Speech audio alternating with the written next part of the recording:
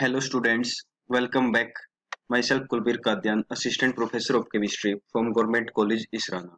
जो हमारी पिछली वीडियो थी जिसमें हम arenes and aromaticity chapter discuss कर रहे थे, उसमें हमने हकल्स रूल के बारे में पढ़ा था और रूल्स पढ़े थे बाकी जो जिससे हम ये पता लगा सकते हैं कि कोई कंपाउंड एरोमेटिक होगा या आपका नॉन एरोमेटिक। और जैसे उसी में हम आगे कंटिन्यू करते हैं। जैसे आपका ये दो सिस्टम्स दे रखे हैं, दोनों आपके 6 इलेक्ट्रॉन सिस्टम है। 6 इलेक्ट्रॉन ये बेंजीन है और ये आपका 7 मेंबर्ड रिंग है जिसमें आपका 3 डबल बॉन्ड्स प्रेजेंट है कंजुगेशन में। अब हमें पता है जो बेसिक रूल्स हैं हमारे, जो लास्ट वीडियो में भी हमने डिस्कस किए थे कि एक तो हमारा क्या होना चाहिए, कंपाउंड में अनइंटरप्टेड साइक्लिक क्लाउड होना चाहिए पाई इलेक्ट्रॉन्स का। एक आपका आपका 4n+2 इलेक्ट्रॉन्स होने चाहिए, मोलिक्यूल प्लेनर होना चाहिए। लेकिन अब जो ये एग्जाम्पल है आपका, यहाँ पे बेंजीन का तो जैसे ही हम पढ़ चुके हैं, प्लेनर है आपका, अनइंटरप्टेड साइक्लिक क्लाउड है आपका पाई इलेक्ट्रॉन्स का, और आपका 4n+2 इलेक्ट्रॉन भी है। अब जो दूसरा कंपाउंड इसमें देखें, इसमें भी 6 इलेक्ट्रॉन है, मींस ये भी आपका हक्कल रूल फॉलो कर रहा है, 4n+2 रूल है। लेकिन इसमें जो 6 पाई इलेक्ट्रॉन्स हैं वो कंप्लीटली कंजुगेटेड नहीं है, और जो पाई इलेक्ट्रॉन है वो अनइंटरप्टेड नहीं है। क्योंकि यहाँ पे देखो, ये आपका पाई इलेक्ट्रॉन क्लाउड, यहाँ पे आपका कंप्लीट कंजुगेशन है, लेकिन ये वाला कार्बन आपका sp3 हाइब्रिडाइज्ड कार्बन है, तो आपका कंप्लीट डिलोकेलाइजेशन नहीं है पाई इलेक्ट्रॉन्स की। ये बीच में आपका क्या आ गया, देखो यहाँ पे double bond single bond single bond double bond, तो यहाँ पे ये क्या है, कंजुगेशन नहीं है इस कार्बन की वजह से। आपका एक sp3 हाइब्रिडाइज्ड कार्बन आने से जो पाई इलेक्ट्रॉन क्लाउड था वो क्या हो गया, इंटरप्ट हो गया। तो ये आपका क्या है, नॉट एरोमेटिक, क्योंकि कंप्लीट डिलोकलाइजेशन नहीं है। नेक्स्ट आ गया आपका 10 एनुलिन्स। बता ही चुके हैं हम लास्ट वीडियो में कि एनुलिन्स क्या होती हैं। आपका मोनोसाइक्लिक रिंग्स आपका होती हैं, हाइड्रोकार्बन रिंग्स, जिसमें आपका 10 बता रहा है आपका पाई इलेक्ट्रॉन्स का नंबर।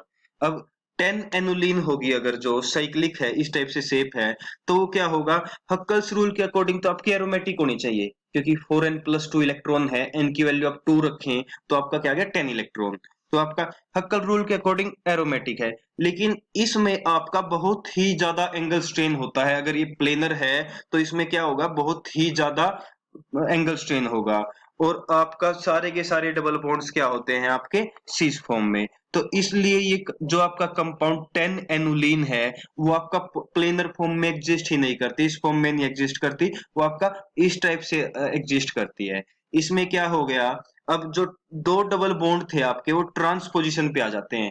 जैसे आपका पहले क्या था, आपका सारे के सारे डबल बॉन्ड सिस थे, यहाँ पे आपका क्या आ गया, दो डबल बॉन्ड्स आपके ट्रांसपोजिशन में आ गए हैं आपके। जैसे यहाँ पे आपका ये आ गया, जैसे ये आपका, तो इस टाइप से डिस्टॉर्शन होने से क्या हो गया, एंगल स्ट्रेन तो आपका कम हो गया। जैसे यहाँ पे जो ये स्ट्रक्चर है, इस टाइप का अगर स्ट्रक्चर होता तो एंगल स्ट्रेन था बहुत ज्यादा, इसमें एंगल स्ट्रेन होना था, लेकिन इसमें आपका एंगल स्ट्रेन तो खत्म हो गया, लेकिन आपका वेंडरवाल स्ट्रेन आ गया, जिसकी वजह से आपका जो स्ट्रक्चर है, रिंग है, जो आपका डिस्टोर्ट हो गया है, जो आपकी रिंग है यहाँ पे, ये डिस्टोर्ट हो गई और प्लेनरिटी खत्म हो गई है। अब जो ये स्ट्रक्चर है ये प्लेनर नहीं है, तो प्लेनर नहीं है तो इसका मतलब ये एरोमेटिक नहीं है, क्योंकि आपका कंडीशन है आपका एरोमेटिक, करेक्ट एरोमेटिक होने के लिए प्लेनर होना चाहिए, साइक्लिक होना चाहिए, हक्कल्स रूल फॉलो करना चाहिए। ये साइक्लिक है, हक्कल्स रूल फॉलो कर रहा है, लेकिन प्लेनर नहीं है। अब ये बताया भी है आपका, ये वेंडरवाल स्ट्रेन आ गया इन हाइड्रोजन्स की वजह से। अब इस टाइप से स्ट्रक्चर है, तो जो ये दो हाइड्रोजन्स हैं आपके, इन हाइड्रोजन्स की वजह से स्ट्रक्चर में क्या आ गया है, वेंडरवाल स्ट्रेन आ गया, एक दूसरे को रिपेल करने की कोशिश करेंगे। अब ये वेंडरवाल स्ट्रेन की वजह से आपका क्या हो गया, जो स्ट्रक्चर क्या हो गया आपका, नॉन प्लेनर हो गया है। 14 एनुलिन है, ये भी आपका हक्कल रूल फॉलो कर रही है, क्योंकि 4n+2 होता है हक्कल रूल। अगर n की वैल्यू 3 रखें तो 14 इलेक्ट्रॉन आ गया, तो 14 एनुलिन हक्कल्स रूल फॉलो कर रही है, लेकिन हमें बाकी रूल्स भी देखने हैं। साइक्लिक होना चाहिए, प्लेनर होना चाहिए। अब इसके स्ट्रक्चर में क्या आ गया, जो ये आपके 4 हाइड्रोजन्स हैं आपके, ये जो 4 हाइड्रोजन है इनसाइड द रिंग, इनके वेंडरवाल रिपल्सन की वजह से या वेंडरवाल स्ट्रेन की वजह से मोलिक्यूल क्या हो गया आपका, नॉन प्लेनर हो गया, ये स्ट्रक्चर नॉन प्लेनर हो गया। अब नॉन प्लेनर हो गया, इसलिए ये भी आपका क्या है, एरोमेटिक नहीं है। 14 एनुलिन भी आपका एरोमेटिक नहीं है। 16 एनुलिन, अब 16 एनुलिन आपका हक्कल्स रूल को फॉलो ही नहीं करता, 4n+2 रूल फॉलो नहीं करता, तो इसलिए ये भी क्या है, एरोमेटिक नहीं है।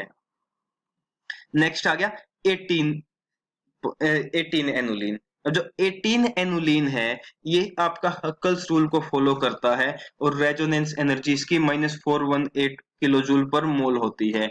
ये आपका एरोमेटिक होता है 18 एनुलिन। आपका ये आपका डिफरेंट डिफरेंट एनुलिन्स का था आपका कि कौन सी एरोमेटिक होगी कौन सी नॉन एरोमेटिक उसका रीजंस के साथ। ये आपका एग्जाम पॉइंट ऑफ व्यू से बहुत इंपॉर्टेंट है। जैसे आपका जो 10 एनुलिन है वो मेनली एग्जाम में कई बार आ जाता है कि एन क्यों नहीं है आपका एरोमेटिक। वो एरोमेटिक इसलिए नहीं है क्योंकि उसमें आपका एंगल स्ट्रेन को रिलीव करने के लिए आपका ट्रांसपोजिशन में आ जाते हैं दो डबल बॉन्ड। अब इस स्ट्रक्चर में आने से आपका जो दो हाइड्रोजन्स हैं ये दो हाइड्रोजन्स आपका वेंडरवाल स्ट्रेन आता है इसमें। इसकी वजह से आपका क्या है प्लेनरिटी खत्म हो गई है। आपका स्ट्रक्चर क्या है नॉन प्लेनर है और नॉट एरोमेटिक हो गया ये। अब ये तो था आपका सिंपल हाइड्रोकार्बन साइक्लिक हाइड्रोकार्बन्स। अब हम आपके अनाइंस या कैटाइंस की बात करें आपके साइक्लिक अनाइंस और कैटाइंस वो भी आपके एरोमेटिक हो सकते हैं। जैसे आपका साइक्लोप्रोपीन है। साइक्लोप्रोपीन आपको पता है कि एरोमेटिक नहीं होता। देखो 4n+2 इलेक्ट्रॉन को फॉलो कर रहा है साइक्लोप्रोपीन। कैसे n की वैल्यू अगर आप 0 पुट करें तो आएगा आपका 2। इसमें दो ही पाई इलेक्ट्रॉन है लेकिन अनइंटरप्टेड पाई इलेक्ट्रॉन क्लाउड नहीं है। कंप्लीट डिलोकेलाइजेशन नहीं है। एक कार्बन क्या आ गया आपका sp3 हाइब्रिडाइज्ड आ गया। एक कार्बन आपका क्या आ गया sp3 हाइब्रिडाइज्ड। तो ये आपका यहाँ पे ये आपका इलेक्ट्रॉन उसमें डिलोकेलाइजेशन में टेक पार्ट नहीं कर रहा। अब जो साइक्लोप्रोपिनाइल कैटाइन है ये आपका एरोमेटिक है। एरोमेटिक क्यों है क्योंकि आपका यहाँ पे कार्बन पे पॉजिटिव चार्ज आने की वजह से कंप्लीट डिलोकेलाइजेशन है पाई इलेक्ट्रॉन्स की। अब जैसे ये स्ट्रक्चर भी दिखा रखा है यहाँ पे डबल बॉन्ड यहाँ पे पॉजिटिव चार्ज है तो इस पॉजिटिव चार्ज को मिनिमाइज करने के लिए डबल बॉन्ड इस साइड आएगा तो पॉजिटिव चार्ज आ गया इस कार्बन पे। अब नेक्स्ट में डबल बॉन्ड इस साइड जाएगा तो पॉजिटिव चार्ज आ गया इस कार्बन पे। तो मीन्स जो पॉजिटिव चार्ज है तीनों कार्बन पे आ गया 1 2 3। तो मीन्स जो डिलोकेलाइजेशन है वो कंप्लीट है।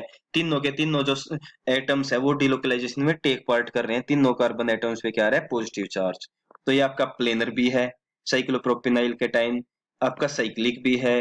आपका कंप्लीट कंजुगेशन भी है और 4n+2 इलेक्ट्रॉन भी है। तो ये आपका क्या हो गया एरोमेटिक। जो साइक्लोप्रोपिनाइल कैटाइन है वो आपका हो गया एरोमेटिक। अब बात करते हैं साइक्लोप्रोपिनाइल अनायन की। अब साइक्लोप्रोपिनाइल अनायन है आपका इसमें भी देखो जैसे पॉजिटिव चार्ज वाले में था ऐसे ही नेगेटिव चार्ज वाले में कंजुगेशन तो पूरी होगी। अब नेगेटिव चार्ज है तो एक बार नेगेटिव चार्ज इस कार्बन पे एक बार इस पे कंजुगेशन पूरी है। साइक्लिक है प्लेनर है। लेकिन इसमें देखो दो तो पाई इलेक्ट्रॉन ये हो गए और दो पाई इलेक्ट्रॉन ये हो गए। नेगेटिव चार्ज है तो मीन्स आपके दो इलेक्ट्रॉन्स आपके दो लोन ये आपका एक लोन पेयर ऑफ इलेक्ट्रॉन है। तो दो इलेक्ट्रॉन ये है दो ये है टोटल कितने इलेक्ट्रॉन हो गए 4। लेकिन हक्कल्स रूल के अकॉर्डिंग कितनी होनी चाहिए 4n+2 मीन्स या तो 2 होने चाहिए या 6 होने चाहिए 10 होने चाहिए 14 होने चाहिए 18 होने चाहिए। तो ये आपके कितने आ गए 4। तो ये आपका साइक्लोप्रोपीन एरोमेटिक नहीं है क्योंकि इसमें पाई इलेक्ट्रॉन क्लाउड कंप्लीट डिलोकेलाइजेशन नहीं है। ये आपका एरोमेटिक है। ये आपका ये भी आपका एरोमेटिक नहीं है साइक्लोप्रोपिनाइल अनाइन। क्यों नहीं है क्योंकि ये हक्कल रूल्स फॉलो नहीं करता 4n+2 इलेक्ट्रॉन नहीं है इसलिए साइक्लोप्रोपिनाइल अनाइन क्या हो गया आपका नॉट एरोमेटिक। अब बात करते हैं हम साइक्लोपेंटाडाइइनाइल अनाइन और साइक्लोपेंटाडाइइनाइल कैटाइन। साइक्लोपेंटाडाइइन होती है जिसमें 5 मेंबर्ड रिंग में दो डबल बॉन्ड्स हैं। अब अगर साइक्लोपेंटाडाइन ले हम डायरेक्ट अगर यहाँ पे सपोज कर लो आपकी कोई चार्ज नहीं है तो वो आपका एरोमेटिक नहीं होगा।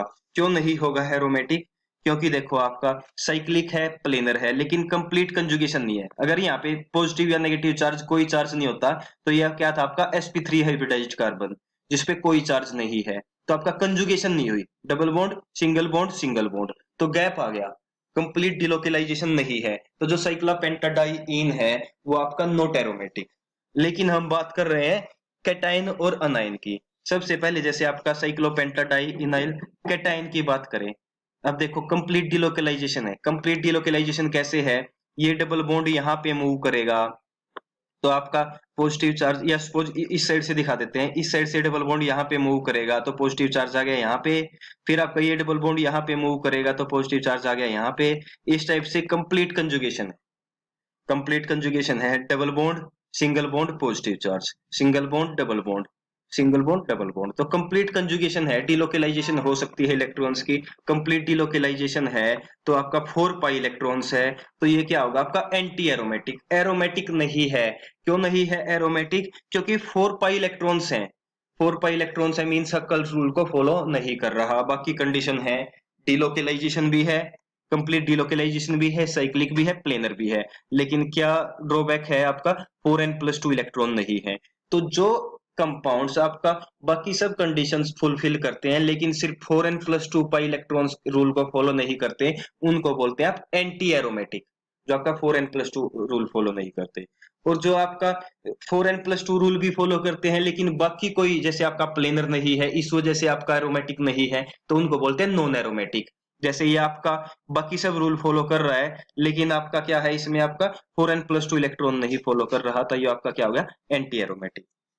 वहीं बात करें साइक्लोपेंटाडाइइनाइल अनाइन की, तो इसमें देखो 2 और 2 4 और एक ये लोन पेयर, आपका टोटल 6 पाई इलेक्ट्रॉन है। और अब इस नेगेटिव चार्ज की वजह से कंप्लीट डिलोकेलाइजेशन भी है जो स्ट्रक्चर्स में दिखा रखी है, तो मींस ये आपका साइक्लिक भी है, प्लेनर भी है, कंप्लीट डिलोकेलाइजेशन ऑफ पाई इलेक्ट्रॉन्स भी है और हक्कल्स रूल भी फॉलो कर रहा है क्योंकि 6 पाई इलेक्ट्रॉन है, तो ये क्या हो गया? एरोमेटिक। तो साइक्लोपेंटाडाइइनाइल अनाइन क्या होता है हमारा? एरोमेटिक। नेक्स्ट है आपका, अब जैसे इनकी बात कर रहे हैं आपके, दो है आपके साइक्लोहेप्टाट्राइइन और साइक्लोपेंटाडाइइन। अब जो साइक्लोपेंटाडाइइन में हमने बात की थी, जो साइक्लोपेंटाडाइनाइल कैटाइन था एंटी एरोमेटिक और अनाइन था आपका जो नेगेटिव चार्ज वाला एरोमेटिक। जब कोई चार्ज नहीं होता तो वो आपका नॉट एरोमेटिक, वो एरोमेटिक नहीं होगा। क्यों नहीं होगा? पहले तो दो पेयर ऑफ पाई इलेक्ट्रॉन है, 4n+2 रूल को नहीं फॉलो कर रहा, और सेकंड क्या है, कंप्लीट डिलोकेलाइजेशन भी नहीं है। sp3 हाइब्रिडाइज्ड कार्बन है, यहाँ पे कंप्लीट डिलोकेलाइजेशन नहीं है पाई इलेक्ट्रॉन्स की, तो ये आपका एरोमेटिक नहीं है। ऐसे ही आपका साइक्लोहेप्टाट्राइइन है। अब ये देखो 2 4 6, अब ये होकल रूल फॉलो कर रहा है, इसमें 6 पाई इलेक्ट्रॉन्स भी हैं लेकिन स्टिल ये आपका नॉट एरोमेटिक है। क्यों? क्योंकि इसमें एक कार्बन आपका यहाँ पे क्या है, sp3 हाइब्रिडाइज्ड कार्बन है, कंप्लीट कंजुगेशन नहीं है पाई इलेक्ट्रॉन्स की, इंटरप्टेड पाई क्लाउड है, जो पाई क्लाउड है वो इंटरप्ट हो रहा है, यहाँ पे गैप आ गया है, तो इस वजह से ये भी आपका क्या है? नॉट एरोमेटिक, एरोमेटिक नहीं होता आपका साइक्लोहेप्टाट्राइइन। अब हम नेक्स्ट वीडियो में बात करेंगे जो साइक्लोहेप्टाट्राइइन के आयन्स हैं, कैटाइन या अनाइन, वो क्या होंगे। उससे पहले देखो, जैसे अब आपके ये कंपाउंड्स आपके एरोमेटिक हैं, नेप्थलीन है आपका, कंप्लीट कंजुगेशन है, प्लस आपका 10 पाई इलेक्ट्रॉन्स है, तो हकल रूल फॉलो कर रहा है आपका। फिनेंथ्रीन है आपका, आपका टोटल 14 पाई इलेक्ट्रॉन्स हैं, और 14 पाई इलेक्ट्रॉन्स है तो मीन आपका हकल्स रूल फॉलो कर रहा है। ये है आपका 18 पाई इलेक्ट्रॉन्स है क्राइसिन में, 18 पाई इलेक्ट्रॉन्स हैं और आपका हकल्स रूल फॉलो कर रहा है, तो ये भी क्या आपका? एरोमेटिक।